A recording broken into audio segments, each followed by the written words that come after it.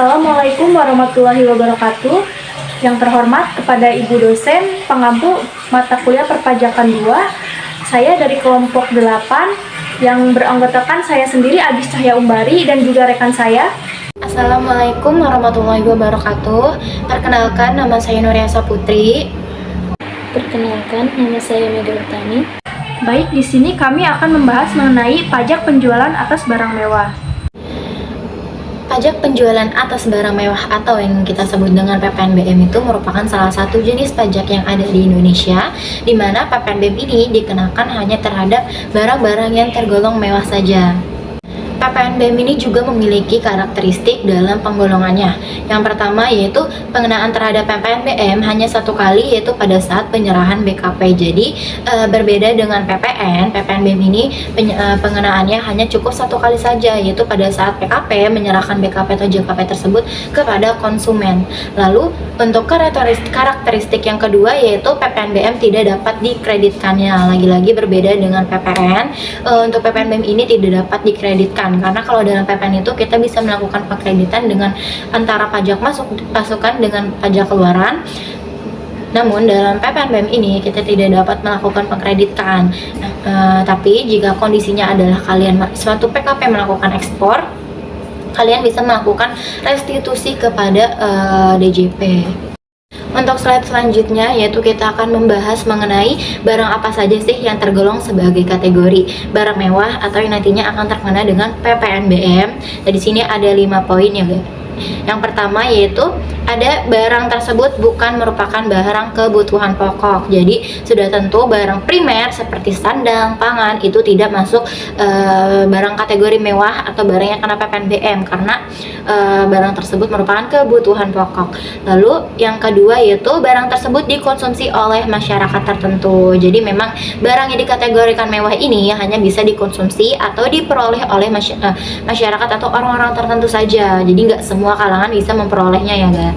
Terus yang ketiga yaitu barang tersebut dikonsumsi oleh masyarakat yang berpenghasilan tinggi. Jadi barang-barang yang dikategorikan mewah ini itu cuma bisa diperoleh oleh masyarakat yang berpenghasilan tinggi saja. Yang keempat yaitu barang tersebut dikonsumsi untuk menunjukkan status. Status di sini adalah status sosial. Jadi jika kamu memiliki barang yang dikategorikan mewah tersebut, maka barang tersebut akan menunjukkan status sosial kamu di masyarakat seperti itu. Yang kelima atau yang terakhir yaitu barang yang apabila dikonsumsi dapat merusak kesehatan dan moral masyarakat. Contohnya seperti alkohol atau minuman keras dan juga rokok. Itu kita tahu bahwa penyebab kenapa alkohol dan juga dipasang dengan harga tinggi adalah salah satunya karena minuman keras ini dikenakan PPNBM, di mana tujuannya adalah untuk mengurangi penggunaan atau pengkonsumsian dari minuman keras tersebut. Lalu di sini ada juga PPNBM itu dikenakan atas apa saja sih? Yang pertama yaitu PPNBM ini dikenakan terhadap penyerahan BKP atau JKP yang dilakukan oleh seorang PKP, di mana penyerahan barang ini dilakukan dalam daerah pabean. Lalu yang kedua yaitu impor BKP yang tergolong mewah. Siapapun yang melakukan impor tersebut maka penyerahannya dikenakan PPNBM. Lalu untuk slide selanjutnya di sini ada tarif dari PPNBM. Yang pertama itu untuk PPNBM tarif yang paling rendahnya itu mulai dari 10% dan paling tingginya itu mencapai 75%. Nah, untuk tarifnya semuanya tergantung dengan pengklasifikasian dan juga penggolongan barang yang nanti akan diserahkan. Lalu untuk yang kedua yaitu untuk ekspor BKP nih, yang itu untuk tarif pajaknya adalah 0%. Kenapa 0%? Karena tujuannya adalah untuk menarik minat masyarakat untuk melakukan ekspor. Baik, di sini saya akan menjelaskan mengenai tarif barang kena pajak yang tergolong mewah atas kendaraan bermotor.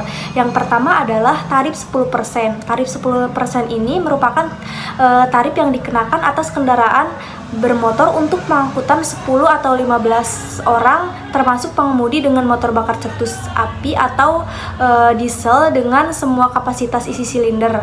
Yang kedua ada kendaraan bermotor untuk pengangkutan kurang dari 10 orang termasuk pengemudi selain sedan dan stasiun wagon dengan motor bakar cetus api atau diesel dengan sistem satu gandar penggerak 4x2 dengan kapasitas isi silinder lebih dari 1500 cc. Berikutnya ada pengenaan tarif sebesar 20% yang dikenakan atas kendaraan bermotor untuk pengangkutan kurang dari 10 orang termasuk pengemudi selain sedan atau station wagon juga dengan motor bakar nyala api atau nyala kompresi atau diesel dengan sistem satu gandar penggerak 4x2 juga dengan kapasitas isi silinder 1500 cc sampai dengan 2500 cc. Lalu yang kedua ada kendaraan bermotor dengan kabin ganda dalam bentuk kendaraan bak terbuka atau tertutup dengan penumpang lebih dari 3 orang yang termasuk pengemudi dengan motor bakar cetus api atau nyala kompresi atau diesel juga dengan sistem ganda satu gandar penggerak 4x2 atau dua gandar penggerak 4x4 dengan semua kapasitas silinder dengan massa total tidak lebih dari 5 ton. Lalu berikutnya ada pengenaan tarif sebesar 30% atas kendaraan bermotor untuk pengangkutan kurang dari 10 orang yang termasuk pengemudi yang berupa yang pertama kendaraan bermotor sedan atau station wagon dengan motor bakar cetus atau diesel dengan semua kapasitas isi silinder dengan 1500 cc. Lalu ada kendaraan bermotor selain sedan atau station wagon juga dengan motor bakar cetus api atau diesel dengan sistem dua gandar penggerak 4x4 dengan kapasitas isi silinder sampai 1500 cc. Lalu berikutnya ada pengenaan sebesar tarif 40% adalah kendaraan bermotor untuk pengangkutan kurang dari 10 orang yang termasuk pengemudi yang pertama kendaraan bermotor selain sedan atau station wagon dengan motor bakar cetus dengan sistem satu gardar penggerak 4x2 dengan kapasitas isi silinder lebih dari 2500 cc sampai 3000 cc. Lalu berikutnya ada kendaraan bermotor dengan motor bakar cetus api berupa sedan atau station wagon dan selain sedan atau station wagon dengan sistem dua gardar 4x4 dengan kapasitas silinder 1500 cc sampai 3000 cc. Lalu yang berikutnya ada kendaraan bermotor dengan motornya bakar nyala diesel berupa sedan atau station wagon dan selain sedan atau station wagon dengan sistem dua gandar penggerak 4x4 dengan kapasitas isi silinder 1500 cc sampai 2500 cc. Di sini saya akan membahas kelompok BKP tergolong mewah. 50% adalah semua jenis kendaraan khusus yang dibuat untuk golf. 60% A. Kendaraan bermotor beroda 2 dengan kapasitas isi silinder 250 cc sampai 500 cc. B. Kendaraan khusus yang dibuat untuk perjalanan di atas salju, di pantai, di gunung. 75% A. Kendaraan bermotor untuk pengangkutan kurang dari 10 orang termasuk pengemudi dengan motor cetus api berupa sedan, station wagon dan selain sedan atau station wagon dengan sistem satu gandar penggerak 4x2 dengan sistem dua gandar penggerak 4x4 dengan kapasitas isi silinder lebih dari 300 cc.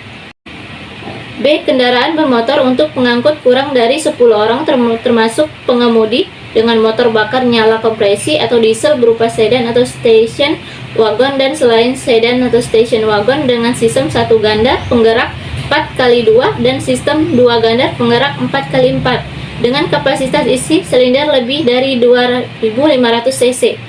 C. Kendaraan bermotor roda 2 dengan kapasitas isi silinder lebih dari 500 cc. D. Trailer semi-trailer dari tipe caravan untuk perumahan atau kemah. Cara menghitung PPNBM PPNBM terutang sama dengan tarif PPNBM kali DPP. PPNBM bukan kredit pajak. PPNBM yang sudah dibayar pada waktu perolehan atau impor BKP yang tergolong mewah tidak dapat dikreditkan dengan PPN maupun dengan PPNBM. PPNBM hanya dipungut pada tingkat penyerahan oleh PKP yang menghasilkan BKP yang tergolong mewah, sehingga PPNBM bukan merupakan pajak masukan sehingga tidak dapat dikreditkan. Kesimpulannya, pajak penjualan atas barang mewah atau PPNBM merupakan pajak yang dikenakan pada barang yang tergolong mewah yang dilakukan oleh produsen atau pengusaha untuk menghasilkan atau mengimpor barang tersebut dalam kegiatan usaha atau pekerjaannya. Terima kasih.